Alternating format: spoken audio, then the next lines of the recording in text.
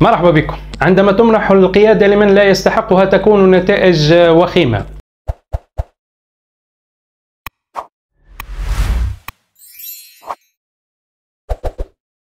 إدارة الترجي جهزت الفريق بالعناصر المطلوبة وقامت بانتدابات لسد الثغرات وتعويض الموسم الماضي السيء. الإشكال كان ولا يزال واضح، الفريق بحاجة لمدرب كبير يقدم الإضافة ويغير وجه الترجي.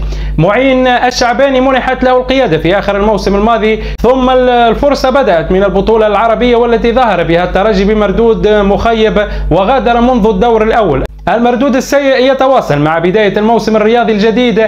الشعباني لم يترك ضمانات إلى حد الآن، لا بصمة لعب واضحة ولا أي شيء يشفع له بالبقاء إلى حد اللحظة. والمعضلة الأكبر أن المدرب لا يملك نظرة شاملة على نوعية اللاعبين المتوفرة لديه، وهذه وحدها كارثة لمدرب في فريق بحجم الترجي الرياضي التونسي. النتائج والفوز الأخير الذي حققه الترجي لا ينفي المشاكل العديدة والأخطاء الفنية التي أصبحت واضحة للعيان. انتصار بمجهود فردي لبعض اللاعبين، غير ذلك لا يوجد أي ضمان سواء في الأسلوب أو التوظيف، ولا تشفع للمدرب أن يواصل مع الترجي إلا إذا حصل تغيير جذري لمردود الفريق ويجد التوليفة المناسبة. الناس الكل متفاهمين، الناس الكل متفقين أنه معين الشعباني ماهوش في قيمة الترجي الرياضي التونسي. معين الشعباني ماهوش المدرب اللي قادر يهز الترجي ويمشي بها لبعيد في المسابقات المحلية وكذلك المسابقات الإفريقية. الإدارة وفرت كل الإمكانيات المادية، الإمكانيات البشرية، وكل ما يرغب وما يريده المدرب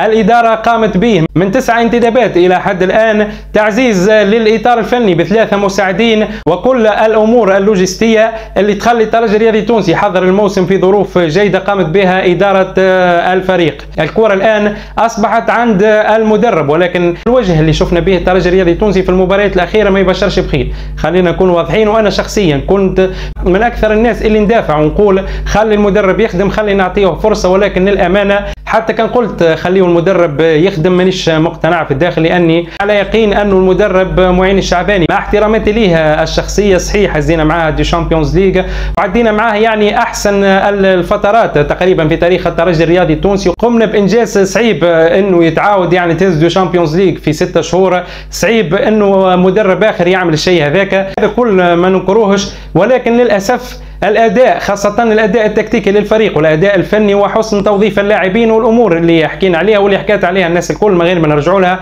واضحة وأصبحت جلية للناس الكل، ونشوفوا أنه الترجي الرياضي التونسي مشكلته فنية بالأساس. عندنا جوارات وجبنا أحسن اللاعبين في البطولة وقمنا بتدعيمات يعني من لاعبين أجانب وظهروا إمكانيات محترمة. صحيح ما نجموش نحكموا عليهم من تو، ثم حاجات ظاهرة وتبشر بخير، ولكن حسن التوظيف والأمور الفنية ما هيش ماشية في الترجي الرياضي التونسي. لذلك وجب على الإدارة تغيير المدرب، نشوفوا مدرب آخر. إذا الناس الكل اتفقنا على تغيير المدرب، ولكن ماذا بعد تغيير المدرب؟ هل أن مش نعاودوا نجيبوا نفس الأسماء؟ هل أن مش نعاودوا ندخلوا في نفس السلسلة نتاع المدربين، عمار السويح، فوزي بنزرتي، نبيل معلول، معين الشعباني، باش نقعدوا ندوروا في الحلقة المفرغة هذه وماناش مش نستفادوا منها؟ ونأكد لكم إذا مش نفكروا في مدرب تونسي أنا من رأيي الخاص نخليه معين الشعباني خير، لأنه مش تعاود لنا نفس الإشكالية، مش نبقاو شهرين 3 شهور واحنا نستناوها باش نزيدوا نحضروا، ومدرب ماهوش متعود على الفريق ومش عارف أجواء الفريق كاللغة.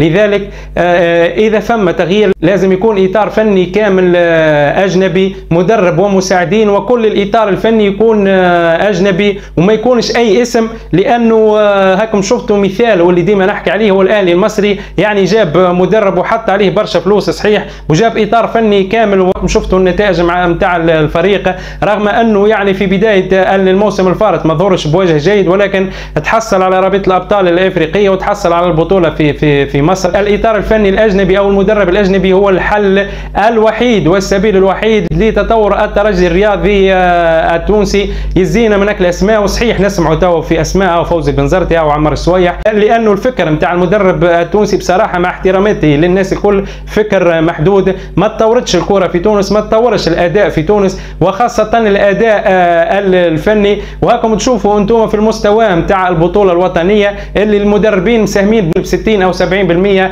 من الاداء الفني للبطوله البطولة الوطنية. الناس اللي تسأل هل أنه معين الشعباني مش يواصل ولا، نحب نأكد لكم صار اجتماع بين الإطار الفني والرئيس حمدي المدب.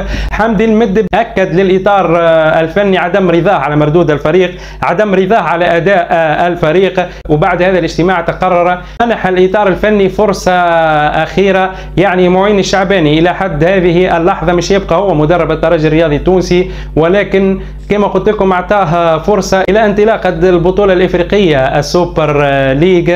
إذا تحسنت الأمور الفنية بالترجي الرياضي التونسي ومعين الشعباني مش يواصل، إذا بقينا على نفس الحال فالحل اللي أمام الإدارة هو تغيير المدرب. وفما بعض الأسماء قاعدين يروجوا لها كما عمار صويح وفوزي البنزرتي وطارق الجراي ومش عارف شكون، برشا أسماء. أنا شخصيا نقول لكم أنهم ما ينجموا يفيدوا الترجي في حتى شيء، لأنه الترجي لازمها مدرب أجنبي يكون معه إطار فني أجنبي من معد بدني، مدرب حراس وكذلك مساعدين. هكاك نجموا نتطوروا خير ونجموا نحسنوا من الأداء والمردود الفني للترجي الرياضي التونسي.